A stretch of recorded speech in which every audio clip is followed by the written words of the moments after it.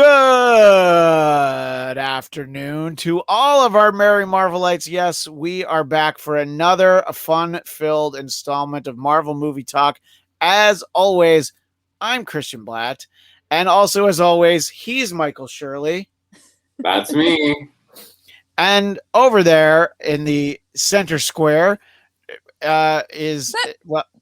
it's hard to have a center square when there's only four of us. So it's our very own Paul Lind, Kaitlin Cornelle, and on the other side, our very own Alf for the block. If you want to go with the more recent Hollywood squares, Eric Conner. I thought I was Paul Lind. To me. Obviously, that we're almost already like off Katharine this. Hepburn, Eric, and I'm so in for it. Oh no, it's the same imitation for like 20 different people. Yeah, including that's also your Joe Biden though, so it really doesn't work. Yeah, Joe Biden's just my own natural Delaware voice. Actually, it's pretty easy to do that, except I need cats for my. That's also your Caitlyn Jenner. Caitlyn Jenner. This is not why people tuned in, but yes, it is. Eric, did you grow up with that just atrocious South Jersey, Philly, Delaware accent? Like, you know what? Home? Home. Yeah, home.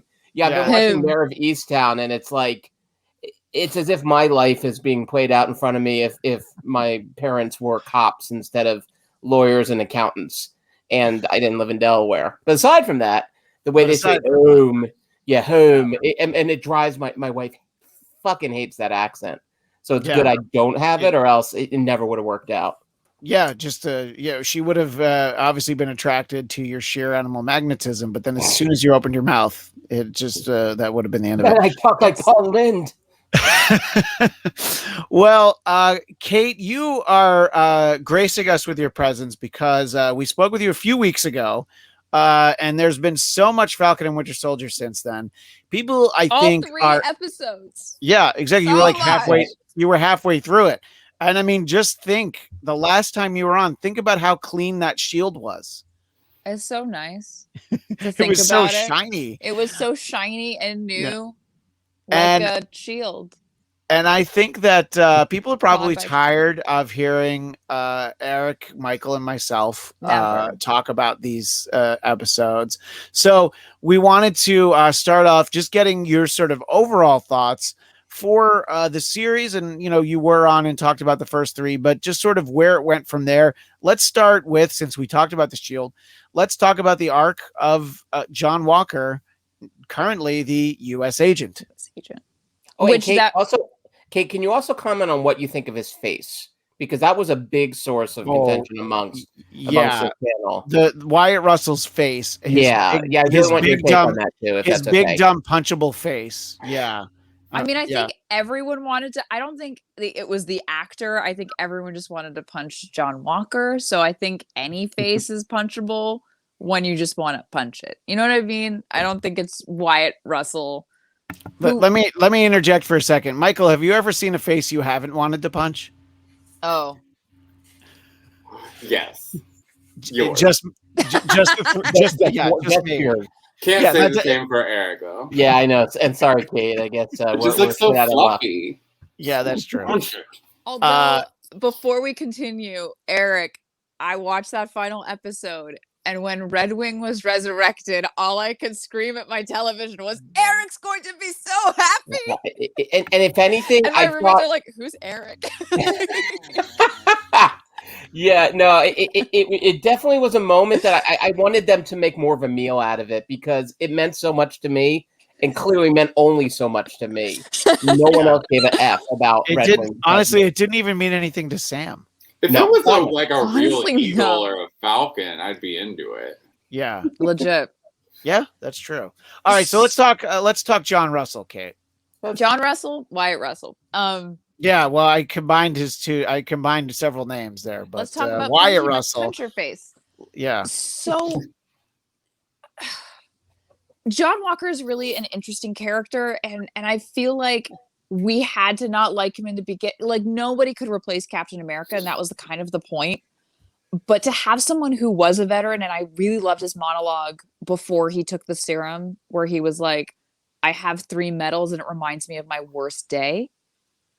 And to have him come back after committing his worst act and kind of be thrown out very publicly, dishonorable discharge, not really getting a chance to speak on his own behalf, and then screaming at everybody, I did what you asked me to do, which I feel like a lot of veterans feel. And our 3 main characters in this show are vets: Bucky, Falcon, and John. And so to bring in the full circle, and Isaiah, but to bring in the full circle of, these are 4 stories of vastly different veteran stories and how they're translated in a modern American way and what it means for modern America and how we treat our veterans. I think we all hated John Walker until that moment, and then he became kind of like the fallen angel. That shot of him in the warehouse where he's just with the shield, it was a fallen angel moment. And I think we all kind of are just like, oh fuck, oh shoot, we ask people to lay down their lives and make really tough decisions, and we can judge them from over here, but we'll never know. Well, yeah, and obviously, when we first see Sam in the Winter Soldier movie, we see the work he's doing with veterans, and let's talk about how also Isaiah is a veteran in the show, and I mean, he talks to Carly like someone who's dealing with PTSD, and I think they established that she had some degree of service. Yeah. So I think you're seeing just sort of all the different ways that serving your country or your cause can really impact you.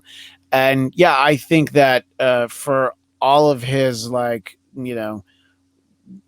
backwards white baseball cap broness of John Walker, obviously he is a guy who cares so much about his country and he's devoted his life to his country.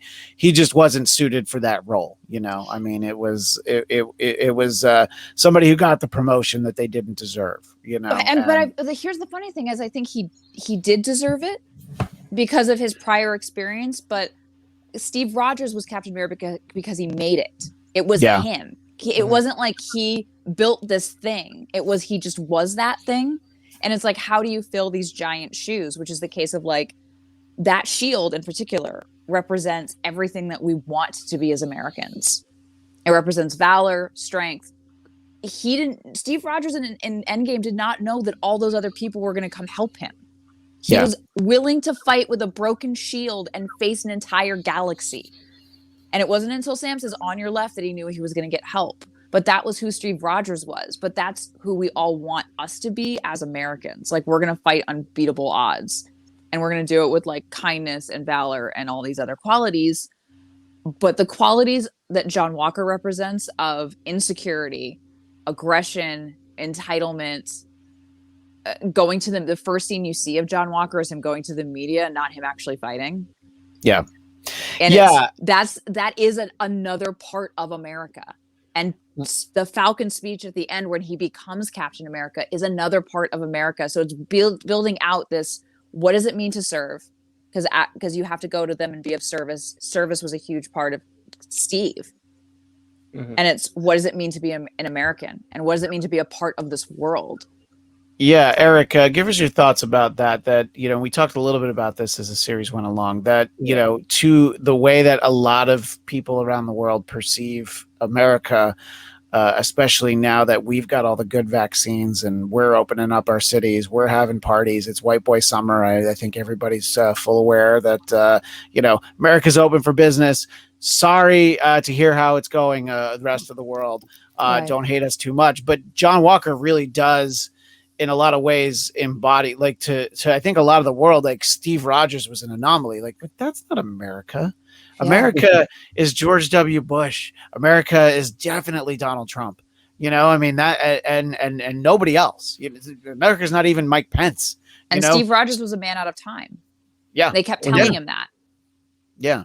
So talk a little bit about that sort of portrayal, from a creative standpoint. Sure. Of very clearly, that's who John Walker is supposed to be. Well, and it's funny if you think about the first Captain America, when like if it wasn't Steve, it would have been a guy like John Walker, because they would have been the guy in the captain wanted to choose. Well, the guy who didn't dive on the grenade. Right. And the guy who ran away. Hiding behind the car or something. That guy is John Walker, basically. Yeah, right. Yeah. And so in essence, it was, you're right, like Steve Rogers was a total anomaly because like he wasn't even supposed to be there. Right. But he willed himself to there, and that's exactly why he was there. And that's exactly how they found him. And even, not just the moment with the grenade, but even when they're all trying to climb that flagpole and he's the only one smart enough to go and just pull the pin out and let it fall to him. So like Steve Rogers was in essence not a perfect soldier, quite the opposite, but it was always about what was the inside. And you're right. It's like the things you're asked to do sometimes, in the military, some of it can be incredibly brutal. Like when you get a Medal of Honor, an honorable discharge, that means something happened. Like you don't get that just for being a good soldier. You get that because you're in action or you were, almost critically injured. I mean, like these are no small things. And so when you see those medals, you're right. It's like there's so much behind it. Someone I know was a police officer, and I remember her describing to me, it's like one thing about being a police officer is your regular day oftentimes is the people you're dealing with worst day. So in essence, that's your normal. And so, the idea also too, like, why did he flip, out? Why did he go nuts? Because his partner was killed. In essence, you're supposed to, of course, leave no man behind and, who you want in the foxhole with you. I mean, he basically had that guy and he's gone. And so in essence, again, it was like he was taught to do this. He was taught to defend his brother in arms. And of course he took that to an extreme. And, obviously we saw there was, consequences for that because it was captured. But if it wasn't captured on camera, none of that would have happened. So and the tide of history, by the way, recently and a few decades ago as well, like how many moments changed because someone captured it on video. Yeah. And there's also this idea of why is then Bucky different from Battlestar? Mm-hmm. Because you could argue that when Bucky came off the freight car and the train, that was Steve's Battlestar moment, but it seemed like they were building up Battlestar as like the moral center, not the moral center, but like the grounding center of John. he definitely grounded Walker and sort of kept him Walker spent all this time on the fence, but Lamar kind of kept him on the right side of it, and then when Lamar was gone, he let loose. It's the opposite. Steve was always Bucky's moral center, and Steve, because he already had those values inherently, it wasn't like he was losing his value center, but Bucky losing Steve was the exact opposite. Well, and Walker utters what is the American phrase, and it should not be e pluribus unum. It should actually say, "Don't you know who I am?" He actually uses those words. And to circle back and do a big nerdy cross reference. You were talking about Steve Rogers, and when you were describing the way that he problem solves, obviously he is someone who does not believe in the no-win situation, much like the great military man, James Tiberius Kirk, who was able to beat the Kobayashi Maru by cheating. And, we only have you have an action figure for everything there. Michael, I want to talk to you about John Walker, but it's the future going forward, John Walker, the John Walker in your heart, the U.S. agent John Walker, who I think is really who he should have always been. He shouldn't have been Captain America. It should be the guy that honestly his job is sometimes you're going to have to beat somebody to death with your shield, and we'll give you a good one that doesn't, shatter this time. Talk about how John Walker really never should have been Captain America, but he's kind of perfect for a U.S. agent. Well, initially, when I found out he was going to be in this show, I was very nervous because I get really, really nervous when Marvel wants to work on a character I actually really like. And my expectations were very, very low.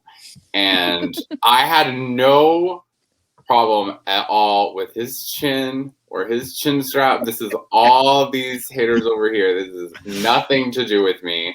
No, let's just blame Jeff because he's not here this week. It's all Jeff. He had to fly on out of here. But no, I really, really loved the whole story. His acting didn't bother me, which is like a shocker because that rarely is not a problem for me in a Marvel movie. But I really, really liked it. I love the way they've set him up. I feel like he's right where he belongs. I just want to see him with a new shield that looks like a John Walker shield. I genuinely think he was my very favorite part of the show, if not maybe the only part of the show I really enjoyed. Oh yeah. Sorry, go ahead. Things just took a dark turn. Oh. Yeah. Well, you know me. But no, I mean, and that's really, I mean, and Julia Louise Ormond, Dreyfus Richard, that you've missed all the nicknames for her. I watched the show.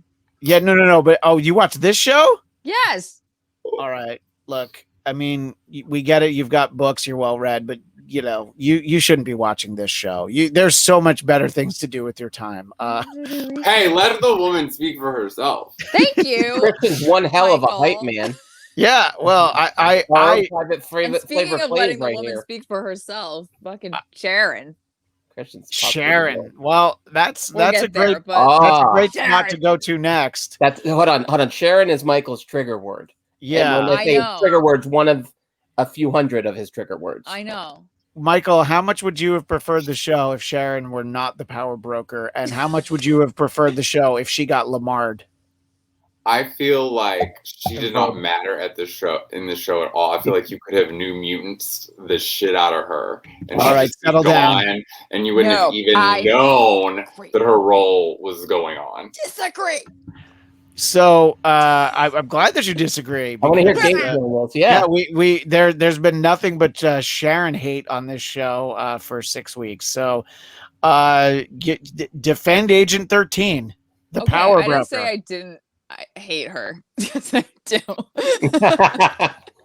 But the purpose that she serves is incredible. And as a story arc for a character like that, it's just like, ooh, I am so excited for Cat 4 because it's going to be all about her. And what I love about this show is I feel like they basically started with, okay, how do we tell a story about America right now with these ancient ass values that we really want to be, but we're really not? And how do we take Captain America and the Winter Soldier, a title that everybody knows, and flip everything about it? And that's exactly what they did. They flipped. If you think part of that story is making Sharon the fucking power broker so that she is the Hydra agent that infiltrates the government. Which is like she was on the opposite side of that train, unless you watch some other videos where they think she was Hydra the whole time, but whatever. I don't think so. Where it's like she started as the government fighting in a force that was invading, and now she is the invading force. What were you going to say about Sharon, Michael? Oh, I was going to say, if you thought that was like a really exciting plot type of a situation, you should just watch Roseanne season 7 through 9, and your mind will just be blown. Oh my God! Please give it to me. Wait a minute. You mean after they win the lottery? Oh, yeah. When they go Beverly Hillbillies. Yeah, no, it was... and right before, when there's the heart attack at the wedding. Oh, my gosh, yeah. No, I know. It's the roller coaster. If you're going to do the positive flip with, I just don't see all this, amazingness you think she's, contributed. I think that the contribution's going to come. But I think the character arc and where she landed is absolutely supported by the story. I think it's interesting to watch. It's interesting to watch someone who is very much, I'm going to be about this thing, come at it from the opposite end and be a double agent. But I don't even buy I'm very much not about this thing. Okay. Okay.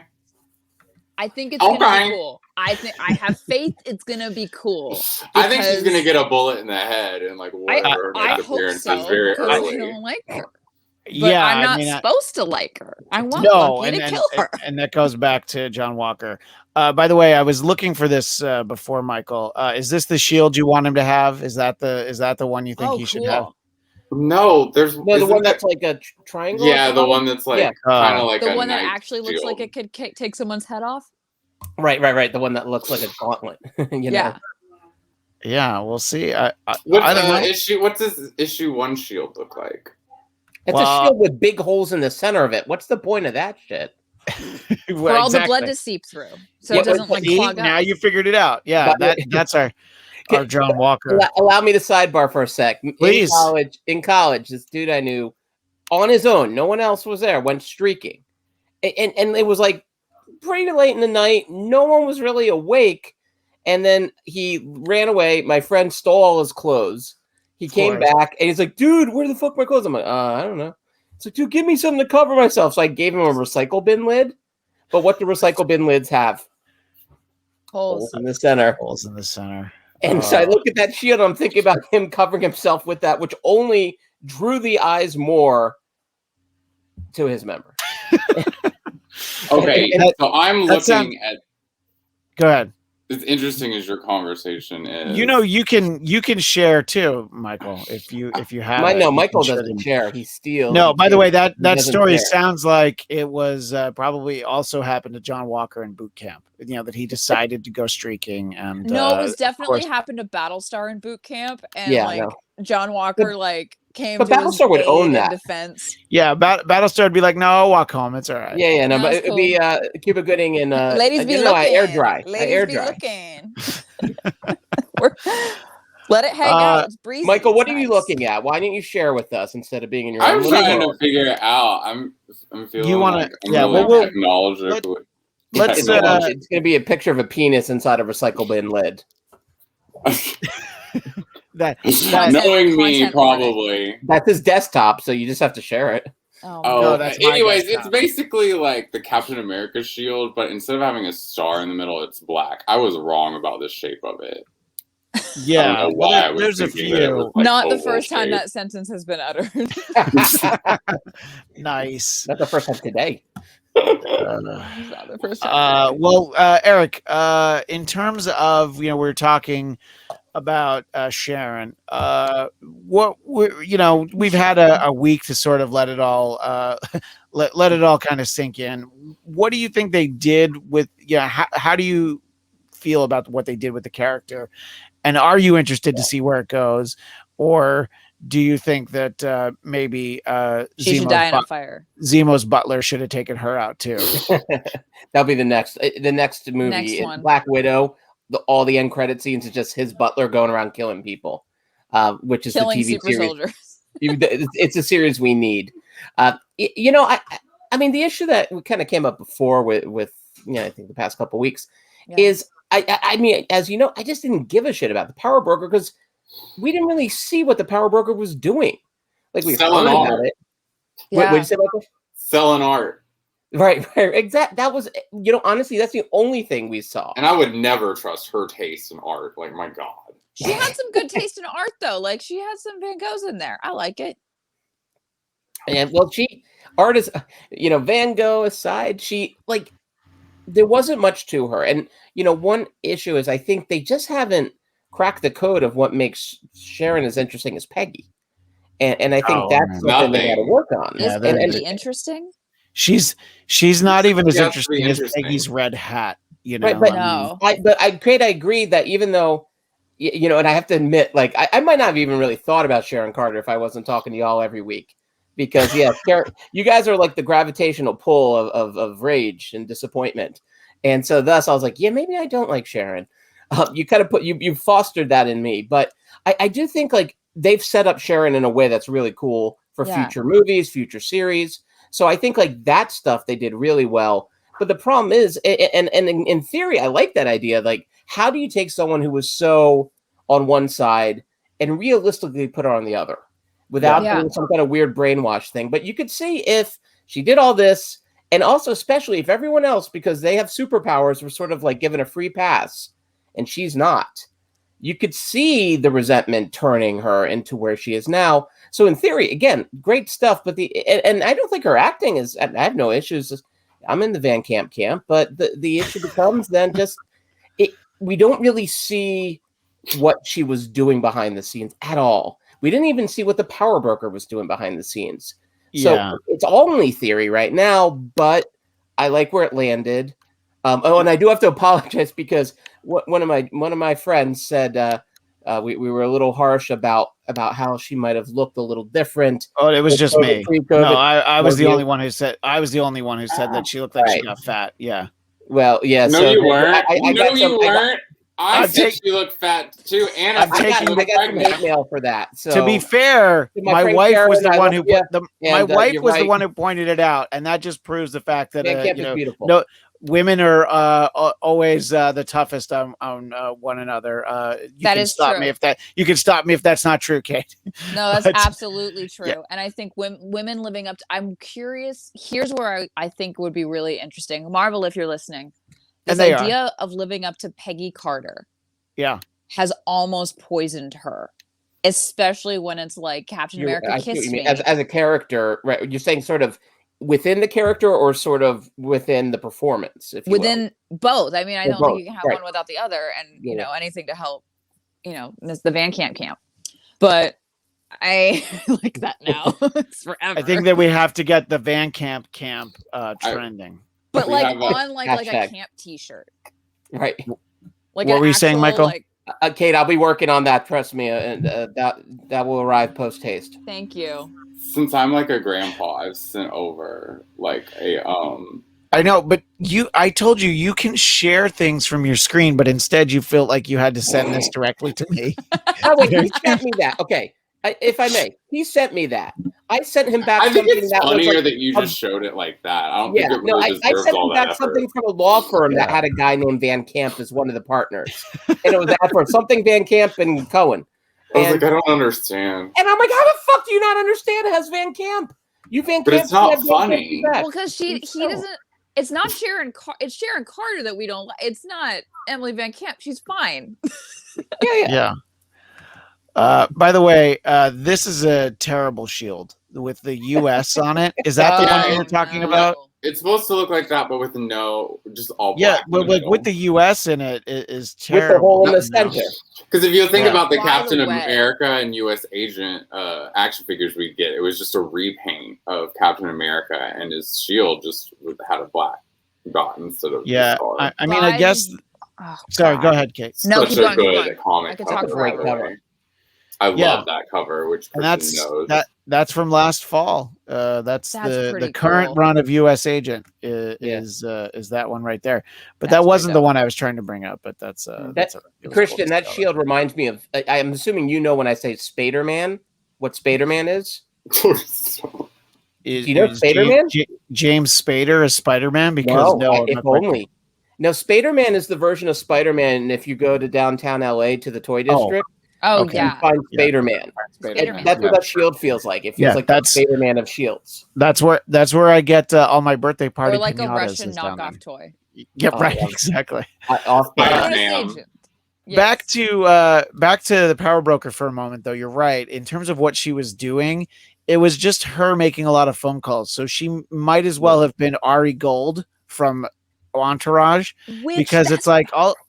And by the way, should Jeremy Piven have been the power broker? I mean, I wouldn't have wanted to be on that set, let's just say. But as a viewer, sure, that could have been interesting if the power broker is really a power broker and he's just a Hollywood agent. I feel specifically Ari Gold, you're saying? Well, yeah, I mean that's the crossover to Entourage. That's the only thing that I'm interested in is putting Entourage into the Marvel Cinematic Extended Universe. Even though, of course, Vinny Chase played Aquaman. I'm sorry, what were you going to say, Kate? That wasn't spiraling off down this well that I've brought us into. I feel like because it's like a swirling entity. Like, I think what they did is we know who Hydra is as an entity. because that was the main enemy, and we got a whole montage, and we were introduced to Captain America through Hydra first. And so Hydra being this like throughout decades type of bad guy, like seeping in, and you don't know where they're coming from, like that plays. But the power broker we had to introduce really fast in 6 episodes while having an alternate bad guy and a Captain America that we didn't like, that we knew was going to change. So the power broker and a riveting storyline about a boat. Let's not forget about that. The boat is the best character. Like, live your life. But, but I think that the power broker, because it was such a back seat, that it's like when they brought it up in the show, it's like, oh, right, the power broker's there. But I think that was on purpose, because that's what her purpose is. That's what her job is to not be on the front line. It's to hire Batroc, and it's to hire and empower other people until she had to step in personally. And I think that was her setup, is to get to Captain America 4. She was not the bad guy in this. Right. Because our bad guy, we had to be like, are the bad guys really bad? I mean, the Flag Smashers are kind of doing a good thing. And like Captain America, which was normally a good thing, maybe he's not so good anymore because he just killed the dude. And like even the mid-credit sequence of 5, where you have someone building an iron or steel shield to that ringing of the hammer sound, which we associate with Stark building Mark 1. Yeah. And now it means something like they're building a villain instead of a hero. And it's like Marvel is taking all these symbols that used to mean one thing. Even the title of Captain America Winter Soldier coming up at the end is the first time you saw this title, they were on opposite sides. And now they're together. So it's like they're starting to flip things, and the power broker's like skating underneath all of these because it's a new thing entirely. You know, Michael, I was thinking about how Sharon could potentially be more interesting, as well as could Julia Louis-Dreyfus, is if Hydra makes a comeback. I mean, they made it very clear that after the Winter Soldier movie that Hydra was rooted out of there. Would you like to see Val as Madam Hydra, which is one of the iterations of her in the comics? What about Sharon as Madam Hydra? Are these things that you think would make these characters more interesting, or do you think that Hydra's just last year's fashion and it's dead already? I don't think that Hydra will ever end. You just keep cutting it off, and it just keeps growing back. I cut off one head. Place. I agree. I think that Julia Ormond, Louis, whatever, is like. I think Julia Louis Anderson, Richard Dreyfuss. Julia Paul Thomas Anderson. I think she's definitely going to be Madam Hydra. I think that's going to be her code name. I think we're definitely going to hear her say that because she's got so many names. I'm sure she's just going to make it simple for everyone at some point. Yeah. I'm not going to be able to take her seriously until I see her like punch someone in the face and like knock them out. I think it's really hard for me to see her as like, like a Black Widow kind of level, like I can't really see her doing a cartwheel, I just can't see this stuff, but I'm sure like it'll happen. I'm sure if they keep her around, it'll have to happen. Michael, I have a question for you /Eric /Christian, because all you are here, but mostly Michael. What do you think of Zemo being on the raft and still controlling things? And do you think he's going to get all of those people on the raft to be like his fucking crew? Like, well, I sent this picture to Christian and Eric earlier today of another person on the raft. It was this first picture seen of Ghislaine Maxwell, which I titled "Here's Johnny." I mean, I think he's hanging out with all like the fucking crooks, and I think he's kind of like gonna end up like an anti-hero like Loki, and I think he's kind of already there. I think he's already there. But is it so? You're talking about how you sent us this, which of course is, Jack and then Nicholson? they were both on the raft. Yeah, it was my not in this homemade group mixed chat? media I'm really meme. upset. No, we tell Jeff every week that he does not want to be in this group chat. I really don't know. I've already told you not to watch this show. You have to be over 30 and white to be in our group chat. That's me. That was him. That was him trying. That was him trying to out you as being over 30. Which I always feel like we should let Jeff in, but like we're bringing him in. I told Eric, like, if Jeff ever wanted out, he would literally have to change his number because, like, even if he blocked me, I was like, I have another phone and I have friends that have phones. Yeah, no. You notice we mentioned it a couple times, and Jeff hasn't been like. Yeah, he's not been like. He hasn't been like. No, let me in. Sad at all to not be part of it. He's actually said thank you. I would be so down to see Bucky and Sam Wilson's group chat. First of all. All right. Like, how many dumb memes? So I'd be more interested in seeing U.S. Agent and Battlestar's group chat, or just personal chat. God. But every chat would be all workout pictures. Yeah, exactly. Everything that Lamar says is like, John, you have to stop sending me dick pics. I don't even understand why we're doing this. You know, I mean, it's like, you know, I'm not interested. And I don't think Jeff could handle. It's about one-upmanship. No, but I mean, because to me, look, what if Captain America had a sword? To me, John Walker really is Brett Favre. So that's why I think that's all he would do with his texts. Do you think that's why everyone hates John Walker? Is because he's like every asshole football star? Like he's like Tom Brady with the wife and like the little like thing in the chin? Well, yeah. And the 5 million like rings. Nobody likes a cleft in the chin. I mean, you know, God, you have to bless John Walker's Tom Brady. I get it now. You have to bless Jonathan Frakes on Star Trek The Next Generation, who grew a beard in season 2 and has had it ever since because people just couldn't stand the sight of that cleft in his chin. Oh, God, that's horrible. So, Michael, you usually welcome all the hate. You're like the Emperor in Star Wars. It only makes you stronger. But you feel like we're being hard. But you feel like on John Walker, it is misplaced. I agree. Go ahead. I mean, he is. I mean, that's what the character is. He's kind of like the anti-Captain America. Like, I think the way I put it earlier, not to toot my own horn, but like just the fact that he's literally like a repainted bootleg version, like in the action figures when we were kids, like is like a good indication of like what he actually is. That is him. He's like the dark side of Captain America, but I think he's fun. Like, I mean, yeah, it's weird when you see like the shield being used as a guillotine, like over and over for the first time. Like, he just wanted to cut off everyone's head with that thing. Like Bucky, the guy he already did cut head off, and just everyone. Sam. I mean, but it was also that fight is because he didn't want to let go of it.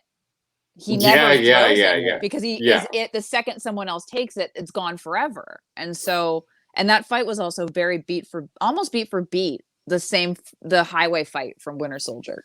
I would really, really love to see U.S. Agent and Deadpool in a movie together. I feel like that would just be really funny. Wow. And I think dope. Yeah, I think Deadpool could really kind of put him in his place. I want Michael Shirley to write for Marvel. And you know, I think we all need that. But you know, I'm still waiting for Michael to take over the Excalibur reboot, but it just hasn't happened yet. You know, yeah, I think. I don't know. I mean, it is an interesting character. I think there is definitely a place for him in the MCU going forward. I'm talking about U.S. Agent. Obviously, the idea is that we're going to get, you know, most likely Thunderbolts, right? I mean, that's what we're expecting. Mm-hmm. So I think that, you know, there's a few ways that this can go in terms of where we'll actually, you know, get to really see. Get to see where the character goes and what they do with him. I mean, there's no shortage of opportunities for us to see him. And here is the Black Shield that I was looking for earlier. Yeah.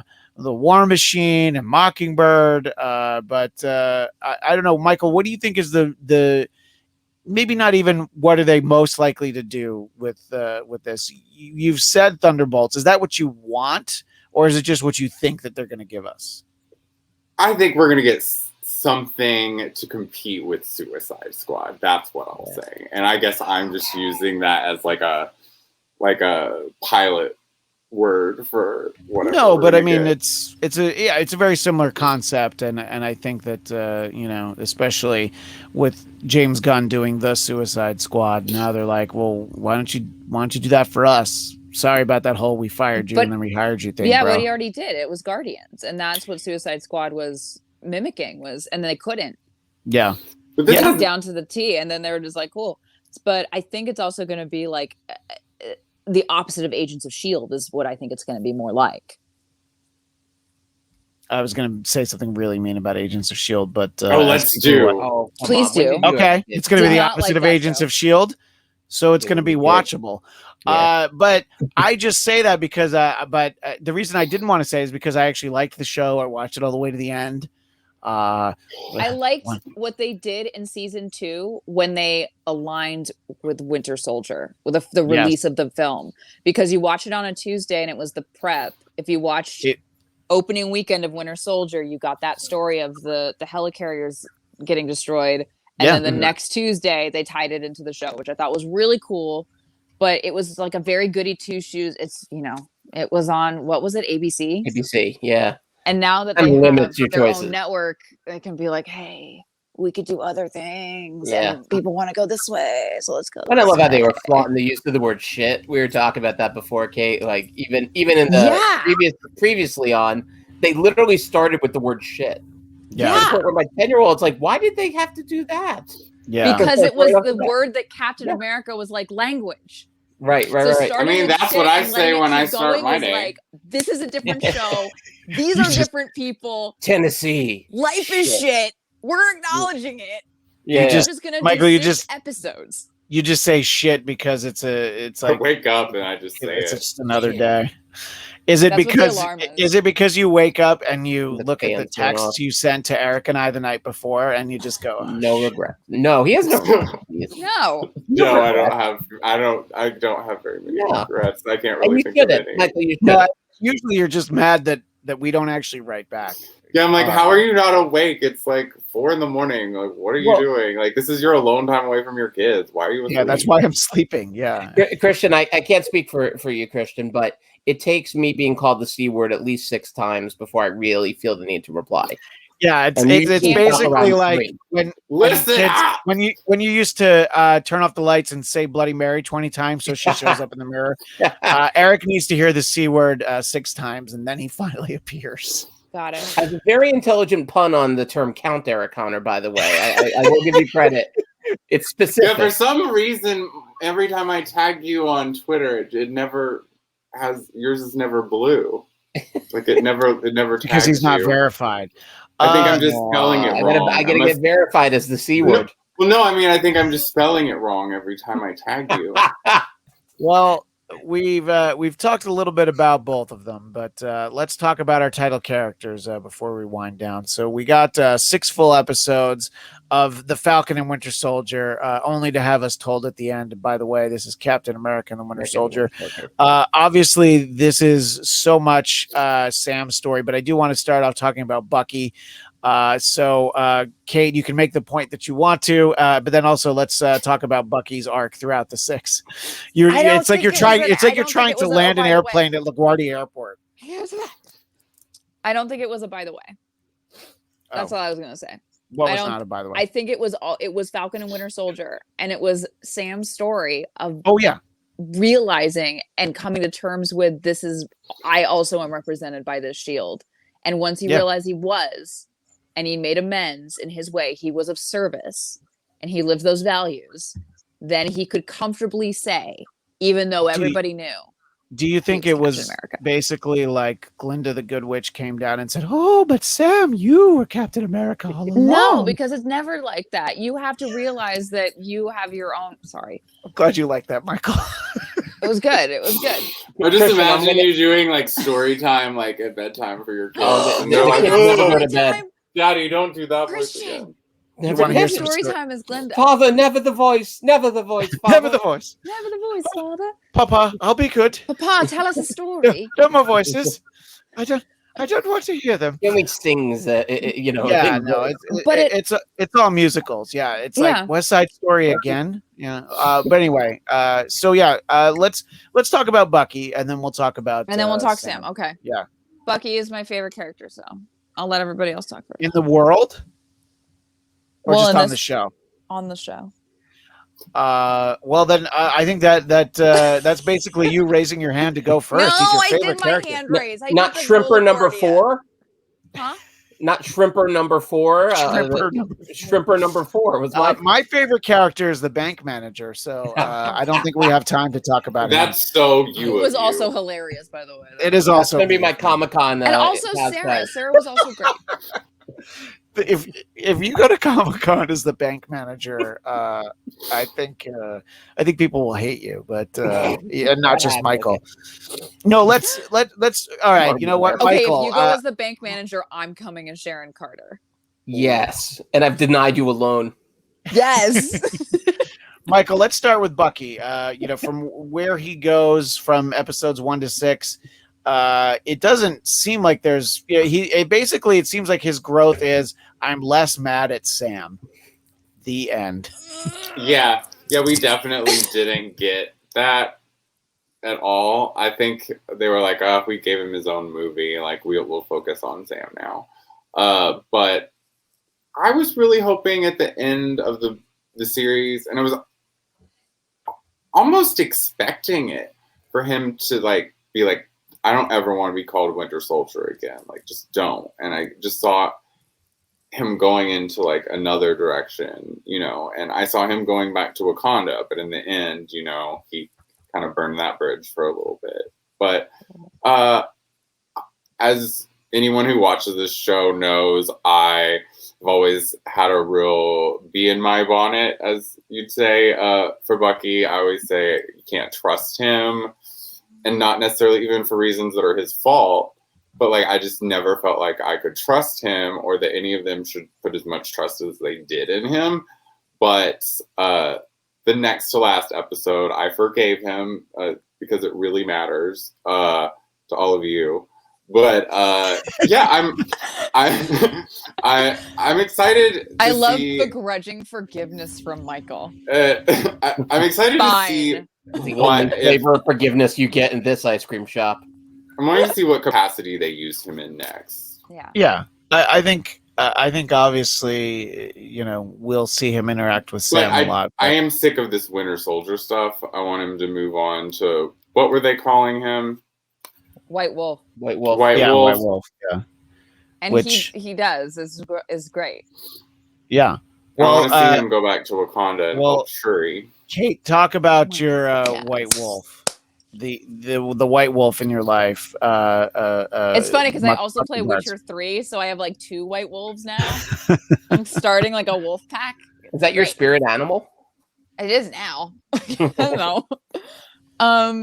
I from the beginning really liked Bucky Barnes, and when I saw him in First Avenger on the table, I'm like, it's about to go down. And I knew that wasn't the last time. And pennies dropping. Pennies be dropping. And no, because it's the process is already started and all that stuff. But I think there's something about a man that has a past that he's trying to run away from, and it's constantly haunting him, and he's traumatized. I mean, that's a character who's dealing with trauma every single day, as opposed to John Walker, who's not looking at the trauma. Steve, who has things happen to him but finds a way to keep moving forward with his own values, and Sam, who teaches people how to get over their trauma because he's gone through it himself. So it's you have 3 people on opposite sides at different stages of dealing with trauma. And he kind of also had to accept that he was the Winter Soldier, just as Sam had to accept that he is Captain America. And for both these characters to be part of that realization together, as much as Sam was helping Bucky get through it, it's you have to do the work. you have to do it, as opposed to just like avenging or making amends. Telling Sam how much the shield meant to him, I think, helps Sam on his journey as well. Because Sam was able to open up and be like, the shield also means a lot to me. And the shield means a lot to a lot of people. And it's not just like, it's not Isaiah Bradley's version of the shield. It's constantly going to be evolving. And I think when Bucky becomes Captain America, he will be an entirely different version. He will be his version, but he's not ready to do it yet. But I really like Bucky's where do I go now? Because I think a lot of people with trauma are in this zone of like, how do I get through this? And I think Sebastian Stan's performance, especially when he realizes that those words don't affect him anymore, is absolutely stunning. And I was sorry, you're real romantic, aren't you? Well, I've been there before. I mean, I know I'm. You were hypnotized by the Russians in order to murder people? Yes, I'm owning it now. But well, now I understand why our mutual friend Alexa got along with you so well. That actually, she's not the first Kate. She's, we've gone on missions together. On the DL. Papa, no more voices. No more voices. Your Philadelphia accent is impeccable. Well, I Eric, really loved his performance. I loved his characterization. I think it's a character that is absolutely necessary for this world because he's gray. Even though he's called the White Wolf, he's very gray. Well, Eric, as someone who used the stage name White Wolf during your tenure with Chippendales, I wanted to get your thoughts on where are these videos? Michael has them. They're on they're on beta actually. So you have to. You're one beta player away from a hell of a night. Good. I'm into it. Give us your thoughts on Bucky, where we went with him for these 6 episodes, but also Bucky going forward. Well, it's funny. At first we were joking. It became almost like my name is Bucky, instead of my name is Earl. So he had his list. And then that went out the window. Yeah. Then he kind of forgot it. But then apparently he solved it really quickly at the end. Just by talking to a guy and go, hey, your son, I killed him. Yeah. And be well. Sei gesund, as we say in Yiddish. And that really landed with a thud. Yeah, they could have gone. We know what it is. It's like we almost needed the moment after that moment.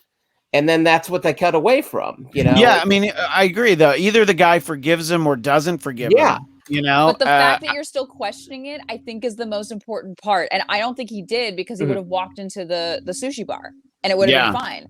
And he would have gone back. And he would have gone back to and he does it anyway. And he would have gone back to the battleship game with that poor girl.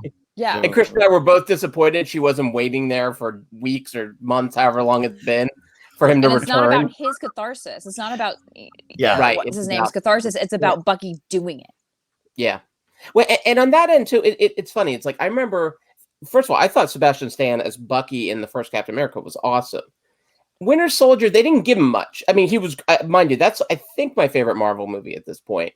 But they didn't really give him much. He's kind of like a Darth Maul. Like he looks cool, but he doesn't speak much. And so I wasn't sure exactly where I landed on Sebastian Stan. I mean, I never thought he was bad, but I wasn't necessarily pulled into the character Winter Soldier as completely as I thought I might be, or as much as I was even in the comic. But then I thought this is where Sebastian Stan really impressed me. Okay. Where I found like there was so much nuance to his performance. Maybe I could have done without him suddenly explaining to Sam the secret of being a black man in America. I thought that was kind of an odd choice, that one moment where it's like, obviously a black man can't have a shield. I'm like, you were on ice for years. Like, I'm not sure you're like, what was his exact line? He said, I don't think Steve knew, because Steve told him the plan. Oh, right. I don't think Steve and I considered what it would be like to give a black man the shield. He was acknowledging his own whiteness as part of the equation. See, all right. Even somebody born in 1910 can be woke. So you see, that's right. But that being said, he listened to Marvin Gaye. That's all it takes. Yeah, right. That's all you need. Listen to the soundtrack. Marvin Gaye asks what's going on, and then he tells you. So then, sorry. The Five Bloods features all his lyrics told in monologue form. If you haven't seen it yet, by the way, and that's also unfair to previous generations who are woke and who do understand and who did go through that time. Yeah. So yeah, but I think like where they landed with him, this idea of like what is he now is an interesting thing. I kind of like they didn't put a bow on his story. Yeah. And also, by the way, the fact that and this I'm by no means the first person to bring this up, but the fact that the end title is not Captain America and Bucky or Captain America and White Wolf, or Captain America and Sebastian S. Stan. It was just he's still Winter Soldier, so he's still figuring out what he is. Captain America and Tanya Harding's husband, which was what I thought was and also, Mr. Harding. I think by going through that list, he had to accept what he did. And that he was responsible. It wasn't just, he was mind controlled. It was, he was responsible. And by going and doing these deeds and being of service to people, I was responsible for the worst moment in this person's life. Right. That will keep continuing to affect them. Like all the veterans conversations we were having earlier. But by acknowledging it, I can move forward. And it's like, I'm taking back myself in a way. And so he can become a new version of the Winter Soldier. As opposed to being afraid of it. Those trigger words aren't there. A part of the Winter Soldier is still in me. But he's playing Frisbee with a fucking shield. Right. Yeah. So he's the spring soldier. That's usually what you do the first day of spring. Yeah, he's chilling. Frisbee golf. With a shield. Yeah. So you've... With Sarah, with oh my God, make that happen. Yeah.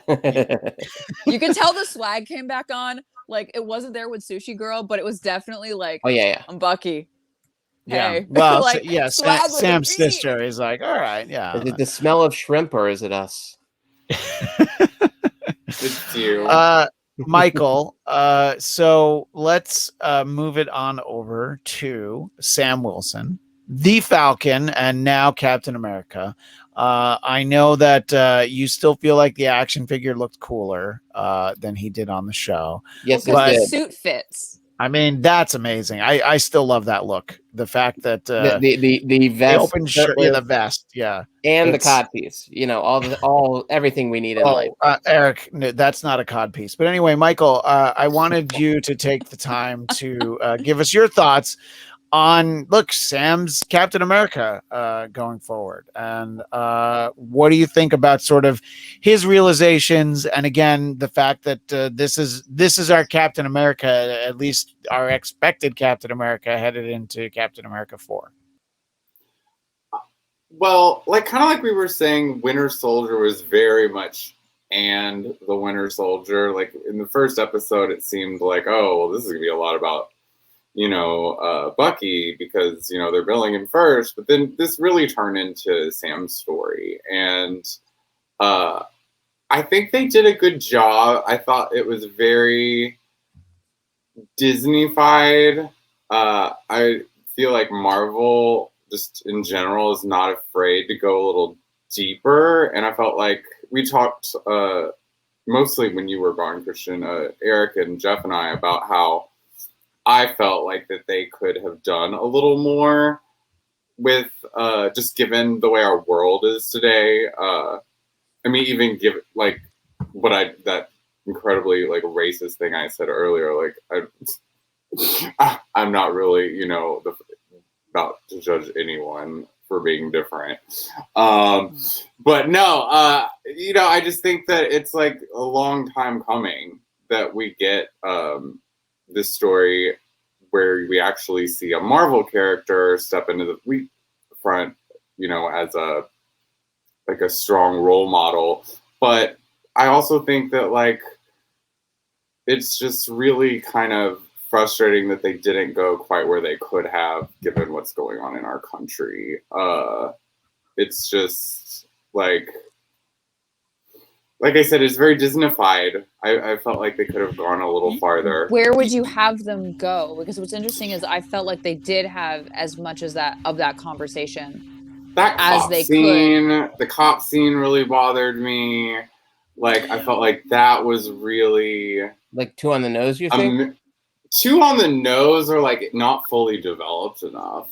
So you thought it was it fell flat. It was the pieces were there, but they weren't Yeah, it's like we're scared to actually like I'm sure they said we cannot have any fighting between the heroes and the police. Like, yeah, you know, I told you what I wanted to happen. I wanted Sam to throw down the shield like straight to the ground and be like, "Listen up, motherfuckers!" Like that's what I wanted to happen. Like, you know, but he can't do that, and that was important to see. I mean, I think we learned through this that Sam is probably the most like Steve. Yeah. Like deep down, we get to see, you know, what a real family guy he is. I'm just really excited to see a black man actually be Captain America. Like that is like the ultimate. I want to say that makes up for any of like the loose ends I feel like are missed points in the plot or in certain scenes that I felt they could have pushed more. I think the fact that we got a black Captain America, that's really strong. And I think that was a great message for Disney to push and to be okay with. I don't know if I want to say they probably didn't question that at all, but at any rate, I'm glad that we got him. I think they did. And that's why we have this show. I mean, I also think they saw like their black film, Black Panther, was probably like one of the very best films that they've ever made, and they saw how much money that it made. Like, it's sad that it's taken Hollywood to take so long to realize that like there's so much incredible black talent, so much like incredible like storytelling and culture and fashion and that the black community is going to show up and they're going to spend money on it. They are. Right. And just feeling like those are stories to tell. I mean, look, Disney has the whole world to think about. And, you know, I mean, we don't want to get off in too many tangents here, but, you know, when Star Wars movies are released in China in particular, John Boyega is either missing or he's put very small in the back. So I think that, you know, there's either that impression or it's directly communicated to them that, you know, these stories don't translate internationally. But to realize that doesn't mean you shouldn't tell them, I think is an important step. And I think that's really goes directly back to Kevin Feige. This is all just, you know, this is just conjecture, but that's what the whole show is. But I think just the realization that these are important stories to tell, and the fact that, you know, as you said, where we are culturally, where we are as a society right now, I think that this story going forward is that much more fascinating. And I don't know, I feel like Disney did so much more than I thought they would in terms of this story, even touching it at all. And then, you know, just sort of the more superficial things like the language and the violence. What were you going to say, Kate? If we're going off of like the Black Panther being a successful movie and an important story to tell, and we're getting a lot of empowerment movies of a lot of groups of people who are not in the forefront previously are now being on the forefront. And I'm kind of glad that we have a show that we have these empowerment stories. We have to talk about what that actually means. And we have to get Isaiah, like, as much as we love the Wakanda Forever, an empowered nation story, we have to talk about Isaiah Bradley's story as well. The people who were pushed down because of how they looked and who they were. And I think that by having those moments of like the cop scene, who like the filming scene where they actually called it out, like, oh, it's Black Falcon, no, it's Captain America, or even like the kid going like, oh, you're Black Falcon, it's like, are you Black Kid? Yeah. Like to have these, like we have to have these conversations. We have to start being uncomfortable. And it wasn't a story of Sam. This was a story of Sam realizing he could have the shield because America represents him still. But it was also us being put these questions and making us ask these questions. It wasn't a story for anyone else to ask those questions. It was a story for us to ask those questions. Right. Sam wasn't going through the journey. We were. But he was going through his own. So I was going to, because I also thought, like, the Isaiah story to me landed really well in terms of what it was saying, where it went, because that went to, I mean, that was, we were talking about this before, Kate, like last week, a week before, like it's basically name checking, just like the original story in the comic, like the Tuskegee incident, you know, and so it's dredging up some pretty dark chapters in American history and also recent history. Yeah, and they called it the last episode where he goes through this whole monologue about what he went through was called Truth, which was his run as Captain America. Mm-hmm. What else? I was just gonna say, because like that I thought landed really well. I think the issues, it's not about like the fact that Disney went there at all. Great, a step forward, a massive step forward, you know, and where they land with now the idea of not just having a story like Wakanda or Black Panther, but a story where you take a character that is mostly known as a white character, putting a black actor in that role. That to me is I mean, talk about a step forward. That is a huge step forward. And I think, you know, I just kind of wish that the themes as they were handled in Isaiah's story were handled maybe a little better with Sam's, in terms of, like, we talked about this before, the bank manager scene is relevant to so many people in this country, but it was played so broad. It wasn't played for a reality like it could have been. It's almost like they could have trusted that scene more. They could have trusted what they had set up, trust the drama, trust the audience a little bit more. The scene with the cops, which of course is so timely, yet at the same time, could have been a little more subtle. Yes. Could have been a little bit darker. Yes. So I feel like in some ways you see Disney kind of wading into the water theme, are pretty raw for family entertainment that's a global enterprise to cover and talk about. You know, you bring up Black Panther, that made so much money in this country, I believe, until Avengers Endgame, and you guys jump in if I'm wrong, I think that was the highest grossing domestic Marvel product. But then what it made overseas compared to all the other Marvel films was like half. But I think they realized, that Kevin Feige realizes, like, Black Panther is not going to make as much overseas, but it will make so much in this country that it's okay. Like, they're going to be fine. And I think then, let's say Captain America with Sam, you know, it might not have the same impact in key demographics, you know, in different parts of the world, like different parts of Asia. It is going to be a humongous boost for that movie in this country, though. Like, it will find its audience. It just is going to sort of have to regionally shift a little bit to compensate financially. But the fact is, they're going there, and Captain America 4 suddenly became maybe the most exciting Marvel movie, you know, in the hopefully not so distant future. In the not too distant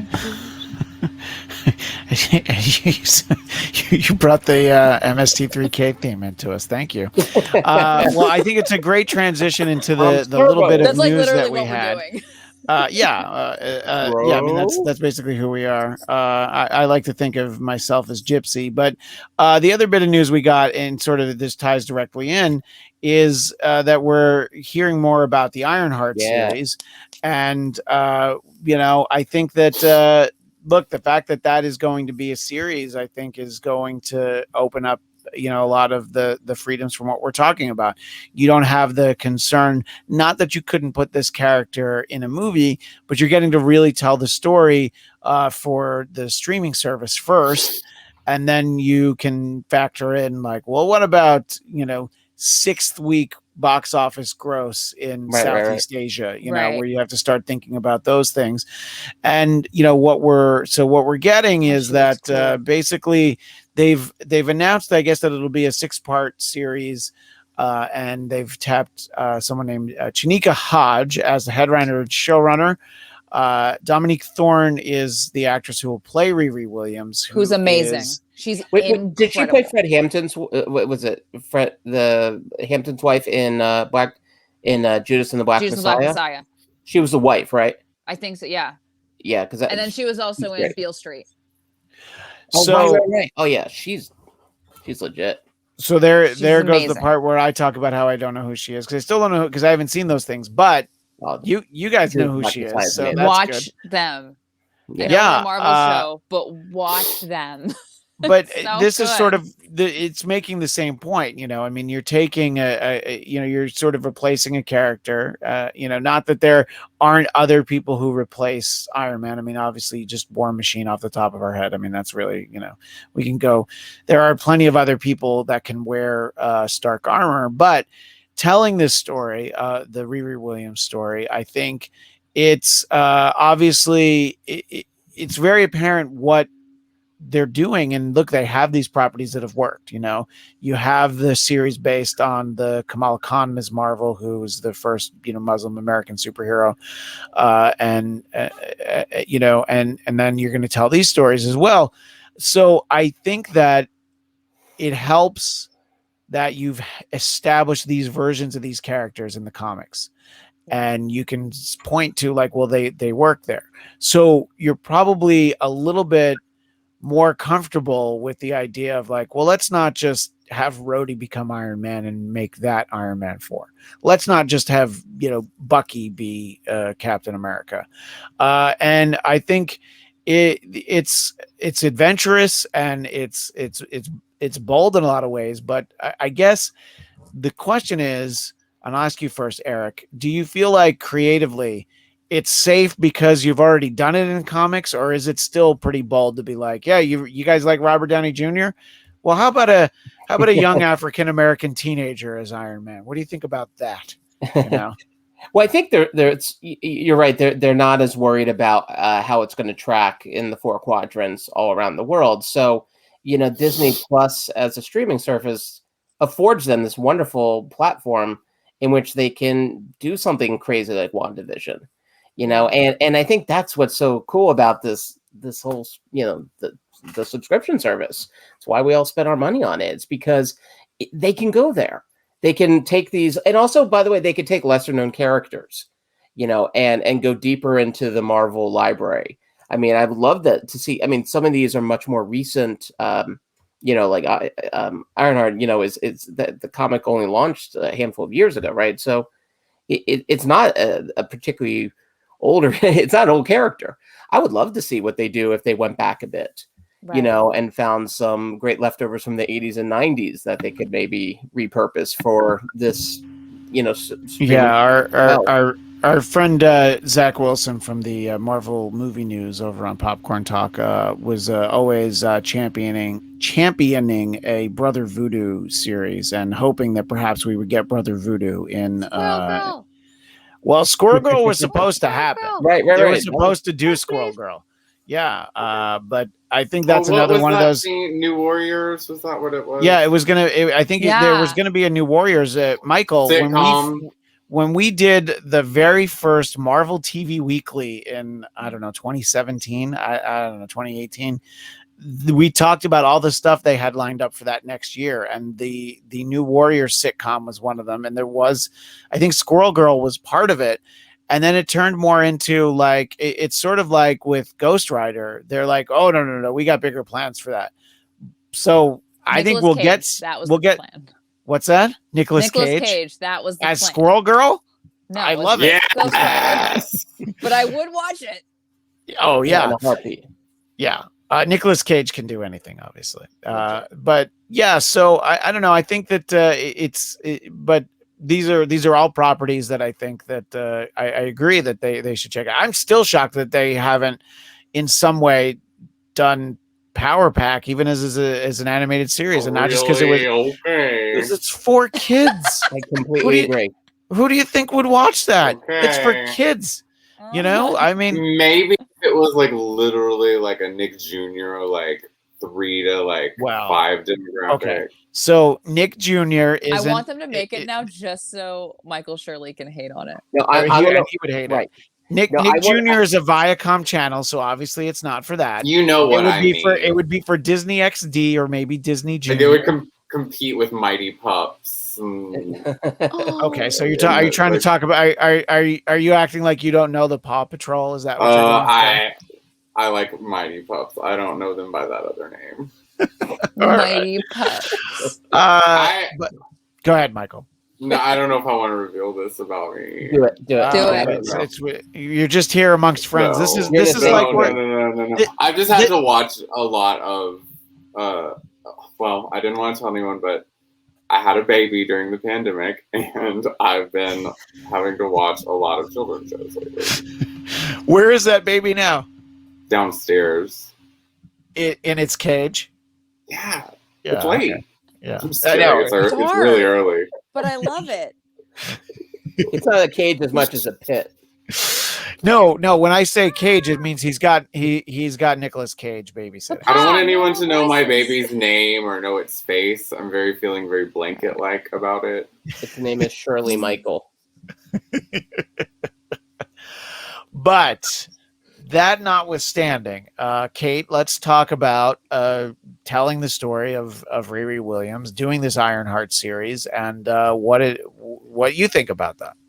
I think it means a great deal, and especially that she is not connected in any way to the original universe is really cool. You have someone who did not come from does not have the similar background, socioeconomic background as Stark, and has figured out this technology, because that's this generation, as they figure out tech and they engineer solutions, and it's a stolen Stark tech that she figures out in her apartment. I think that's great. I think that somebody from a completely different background, not just, being Black, but being from a totally different place that Tony Stark was, not having the career that Tony Stark has and having to take a shift, like being at the beginning of her life, her figuring out who she is. I think she's going to speak to a lot of people. And I think it's a story that when she debuted in the comic world, girls like me who read those comics are like, when is this going to happen? This is never going to happen. Like, they're never going to make it. And to have someone like that now be on a visual medium that can be accessed anywhere, as opposed to like, you can kind of ignore it by not going to a comic book shop or by picking up any of the other myriad of comic books you could pick up. But it's like, it's going to be accessible. This medium and the streaming service and the money behind it and the name Disney behind it, the name Marvel Studios with that giant theme music, it adds a level of, this is important.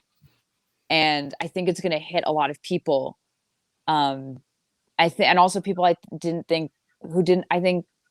let me say this sentence again. I think, like Falcon and Winter Soldier, it's going to hit a lot of people that didn't know they needed this story. Because I actually liked, I'm going to say unpopular opinion time, and yes, I worked on the show, I liked Falcon and the Winter Soldier better than WandaVision. Whoa. I thought it was more important, more timely. What WandaVision did for cinema and television in terms of pushing that bar forward, Falcon Winter Soldier did for us as how we think about ourselves. And I think Ironheart's going to do something similar. I'd like to say something really quick. You go ahead. Go for it. I mean, it is undisputed, like, that the strongest characters from even like the very beginnings, the strongest characters in Marvel are women. Even Chris Claremont will tell you himself that they're basically the unsung heroes. And I don't want us to stroke and like pat Disney on the back too much for like being like, oh, you're so progressive. Because yes, they are doing what they should have done a long time ago and do female-focused projects with women of color. But you have to also realize, even before the pandemic, even before they knew everything was going to have to shift to Disney Plus, they chose to make these TV shows, not major films. They're like, we'll do Captain Marvel. I was really kind of shocked when I saw it was like a really big female slate. And it made me happy because I think a lot of those are really great characters. I love Hawkeye in any iteration. I love Riri Williams. Like, I think Miss Marvel's... I don't read Ms. Marvel, but I love Indian culture. So I'm like really excited to see that. But let's realize they're not putting the blockbuster movie money into this. Yeah, no, but I mean, I think, though, having worked on these Marvel shows, it is pretty high. Oh, I don't think that they're cheap to make. Just to disparage it again, it's not like they're cutting Agents of S.H.I.E.L.D. checks for these shows. No, they are definitely putting their money where their mouth is, but they're also like 6 episodes long. It is movie film stunts. Yeah. And let's not forget, also, by the way, She-Hulk. Let's not leave her out because it is not easy being green. So, but yeah, you're right. I mean, I think they're testing the market and seeing how well these female characters are going to do with bringing in new female viewers that I'm sure they want more of. Because all these girls, they hate, like, oh, we got to go see the new Avengers movie with their boyfriends. Like, oh, God. I think they're trying to, like, make people relate and see if girls actually do love this stuff as much as guys do. Well, also, but we've proven that. Yeah. Well, 60% of the market, 60% of all con sales are women buying things. Well, I was going to say that I think to some degree you also have the reverse, which is you put it on TV and you see like, what about bringing the husbands and boyfriends are like, no, but you should check out this too, like. Yeah, I know you liked Tony Stark because he was great in Chaplin. No, and I don't think anybody's ever actually said that. I've seen that movie, and he is great in Chaplin. He is great in Chaplin. I hated that movie. He's fantastic in Chaplin. What are you talking about? Chaplin can still suck as a movie and he can still be great. No, I did not. I like that you're saying liking Nomadland is an insult. Now in Michael Shirley Land. Nomadland is it was very well shot. It was a great acting vehicle for Frances McDormand, but was it interesting? I don't know, but it does. You have the entirety of the Eternals to answer that question. Well, I was going to say the Eternals is filmed the same way with the same cast. No one's told you that, but no, all of the Eternals live in the same van from Nomadland. So. It reminds me of that Lars von Trier style of like filming. Yeah. Like, was it like Dogma? Yeah. Yeah, and I was just really unimpressed by that stupid movie. I mean, I don't think I used all those words, but I was not. I can use more words than that. You could. Well, look, when and again, this is people are here for our takes on the Oscar movies, but as I've said on other shows. I found myself, I couldn't figure out, was I more traumatized by Frances McDormand's nude scene or watching her shit in a bucket? Because both of those were so horrifying, and I wish I could unsee them. I'm just going to watch Fargo instead. How about that? She shit in the bucket in that movie, too, though. It's a lost scene that they cut out. That was the opening scene in the version I saw in Europe. I find her so overrated. I'm just gonna throw that out there. Okay, I think she's great as an actress. I find her overrated as somebody giving acceptance speeches with like the wolf shout out. Yeah. The white wolf shout out. What? Oh, bringing it all full circle. Like the shield. Oh God, I think I just jinxed this. She's totally going to be in the Marvel universe now, and I'm going to be so angry. Frances McDormand? Kate is the hole in the center of our shield. What would she be, like Maria Hill's mom? I'll be a member of that club. She'd be like Madam Web. She wouldn't be a bad Madam Web. Come on. Not. Let's go. I'd like to see a Toni Collette as a Madam Web. I know they've been floating around Olivia Colman. They got to bring her over at some point. You're right. Like because she could be fierce. You saw oh my God, what's United States of Terror? Oh no, what was that? The horror movie she did. I know what you're talking about. I don't remember. Yeah, she was incredible in that. I don't know how she didn't get an Oscar nod for that. Like so. I would love to see her show up in the Marvel universe. To bring it back to the Oscars, the fact that, as we said, the fact that the Chloe Zhao is, of course, Academy Award winning director for Eternals, and I think that the only way that happens is if you've filmed the movie before you win the Academy Award. That's actually not what happened. That's not. What do you mean? That's not what happened? She pitched Eternals, and then it was shut down because of COVID, and then she made No Man Land between. Oh yeah, I guess Eternals off of the writer. Yeah, I guess you're right that Eternals was supposed to come out last fall. So yeah, she got there based entirely on her pitch to Kevin, and she's a huge comic book fan. Well, I'm just talking about what they're going to put on the poster. and what they're going to put in the commercial because John now Boyega. This is going to be Angelina Jolie doing like this. Yeah, no, but it's like she'll be sitting in a bucket, and that's going to be like her Spike Lee shot with the camera moving and they're like floating. Yeah, That's the dolly shot. The Chloe Zhao is going to be shitting in a bucket every movie.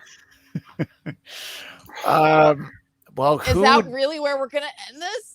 Yeah, what Avenger is most likely to do? I should have never mentioned anything about movies.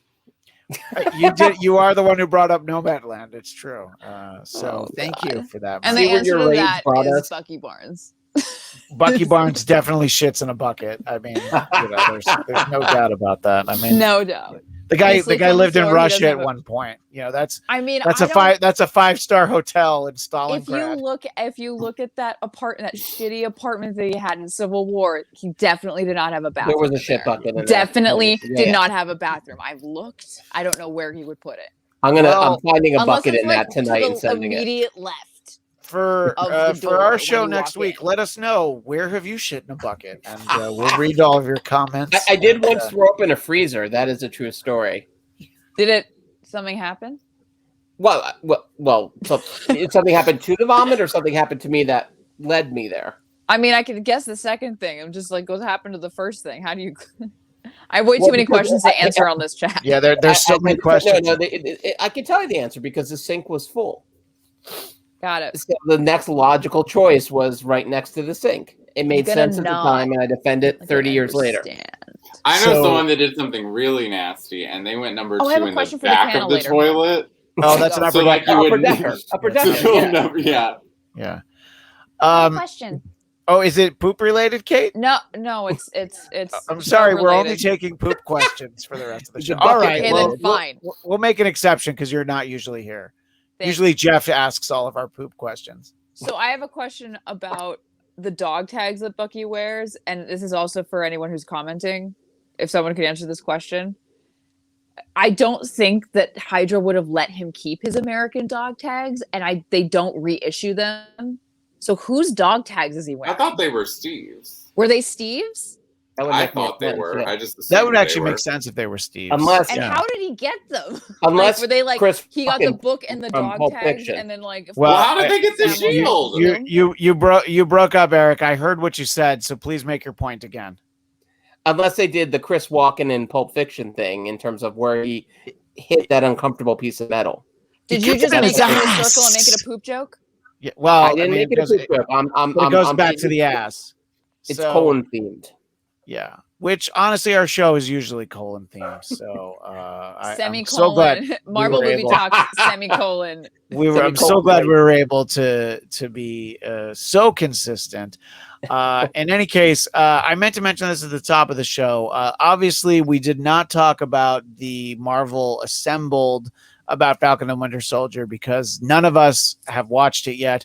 But we will talk about it next week. So make sure you get a chance to watch it yourself, and then join us Friday at 2 p.m. Pacific, 5 p.m. Eastern, and because somebody always insists, 4 p.m. Central. We want to make sure that everybody knows. Screw you, Denver. You know what time it is when it's everyone's represented. We're representing everything. Yeah, exactly. We just had this conversation. Yeah, 6 p.m. in Newfoundland. In any case, Kate, we always appreciate you when you're able to join us. And where can people find you and find some of the videos that you've been putting out there? Wait, this right there. So that's my Instagram and TikTok handle. I'm doing 60-second story breakdowns on Marvel movies. I'll probably do Nomadland just to hit Michael Shirley's comments on it. Are you going to be sitting on a bucket? I will definitely make that happen for you.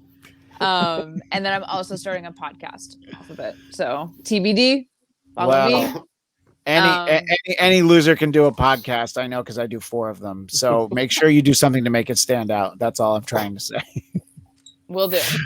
Yours will be much more interesting than me. I don't think so. I don't have Michael Shirley on mine yet. You haven't asked yet, though. That's really the key. So wait, is the podcast forthcoming? So there's not really anything to say about it. Podcast is forthcoming.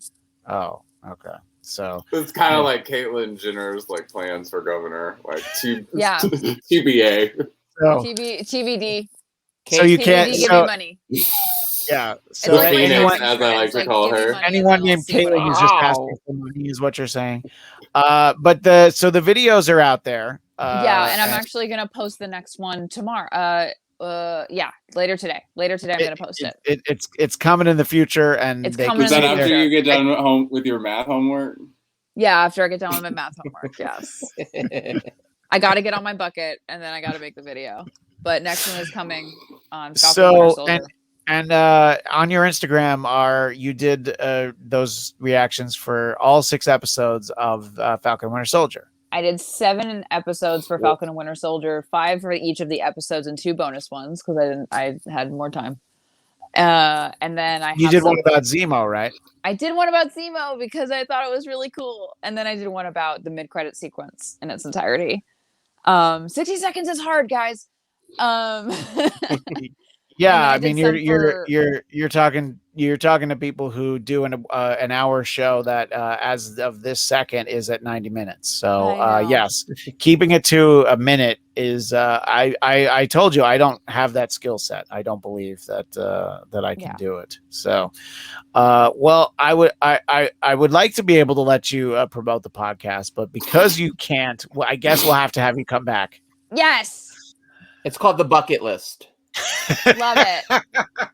No, and next time hopefully we'll talk about Loki.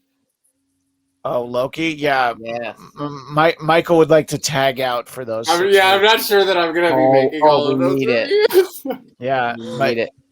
Michael might need to have some adult beverages keep him company. I don't know that there is a MCU character that I like less. Sharon Carter.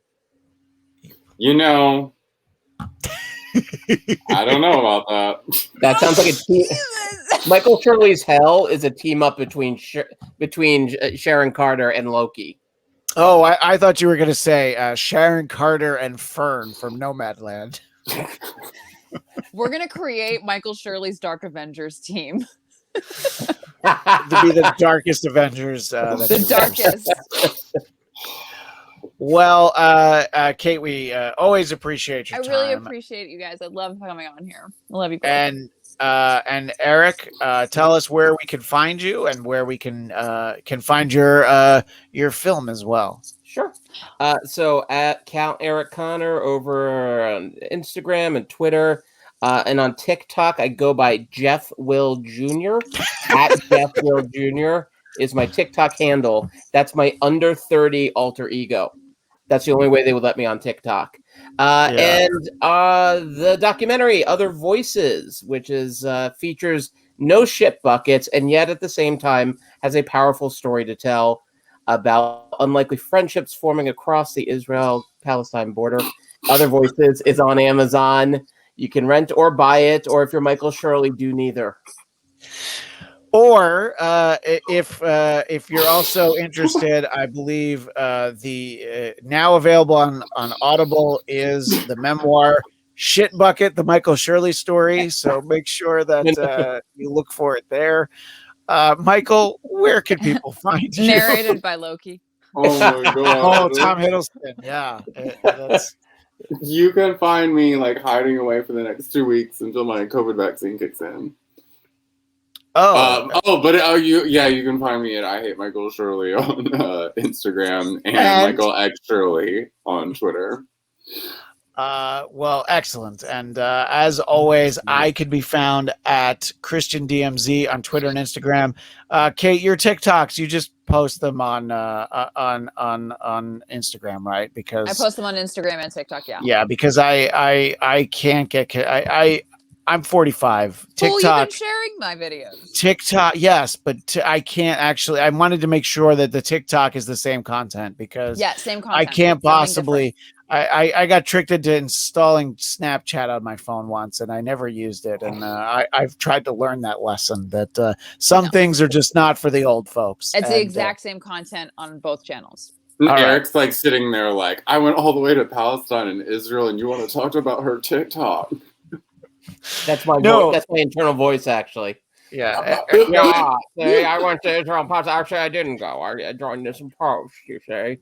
I am excited to watch that movie now. Is it Mason Verger or Caitlyn Jenner? We'll never know. We don't know. We'll just drink these tears. And I'm at Christian Beamsy. And I am sure that Eric's movie is like exhilarating. Yeah, but I'm gonna bet it's not fun. I'm sorry for laughing. Minimal laughs. I apologize. It was just a couple moments. Minimal bucket shitting. Couple moments of comedy, but listen. We do what we can. We considering the content, it's tricky to put in Tony Stark-esque one-liners into the content. Try as we might. I'm thinking like some good wholesome kvetching. Fair amount of fetching. Would you consider doing a Snyder cut where you add jokes and make it a longer? Could be called the Connor cut. Well, I'm not going to say on air what it actually called. We call it Connor. The Count. Something else. Eric Conner. Well played. Well played, sir. Well played. It's 5 hours. We just with the same footage slowed down. The counter cut, yes. Well, we appreciate everybody who watches as always. Thank you for all of your comments throughout the show, and we will see you next week. We will take the time to watch the Falcon Winter Soldier Assembled, and as a public service, it's time to point out that if you haven't watched New Mutants yet, it is on HBO Max now. Yes. You don't have to actually spend any money to watch it. If you want to talk to us about it, I can bring my Loki sock puppet and we will talk to you at some point in the near future. Our dear friend Zia let me know earlier tonight that she did indeed watch New Mutants and she has some thoughts and she might even actually come on the show and tell us about it if she's right. She's too busy playing video games. She's definitely too busy playing video games. Well, are we going to actually do a New Mutants episode? I would like to, but I would make everybody, read the all 100 issues of the New Mutants comic. What? Christian and I have done like 30 New Mutants episodes over like the last 6-7 years. No, but it's just really why? Since August, so Eric we have can talk about it a few times. We did talk about it a few times in August. Fine. We actually went talk about it on TikTok as Jeff Will Jr.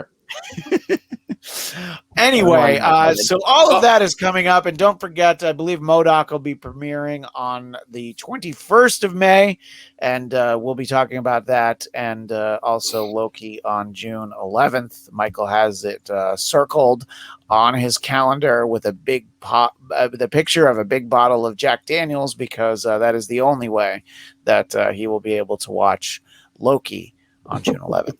But that is all the time that we have for now, all 97 minutes of it.